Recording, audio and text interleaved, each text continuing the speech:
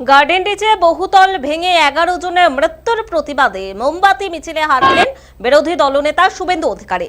দুর্ঘটনার 5 দিন পর আব্দুল রউফ নিজামী ওরফে শেরু নামে এক ব্যক্তির দেহ উদ্ধার হয়। আর সেদিনই পুরসভা এবং প্রশাসনের গাফিলতির অভিযোগে পথে নামে বিজেপি।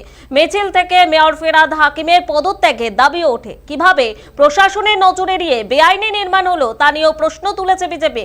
মিছিল থেকে বহুতল বিপর্যয়ের প্রকৃত দোষীদের গ্রেফতার করে দৃষ্টান্তমূলক শাস্তির দাবি করা হয়।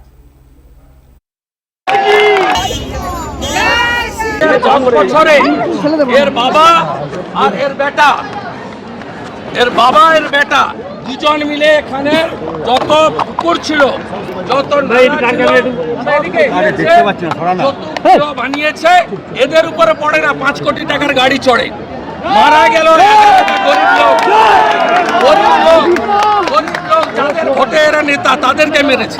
अरे मेयर का लेक्चर आप तो सुना ना, मैं ट्वीट किया ना, काल का फिरहाद हाकिम, आज का अनिल। कौन बोला? मैं नहीं बताया, फिरहाद हाकिम बताया। আমার এক স্যান্ডেল দেখবেন কালকে, বলছে গতকালের যে ফিরহাদ হাকিম আজকের সে সামসিকবাল হনি। এটা আমার ভাষা নয়, মেয়রের ভাষা।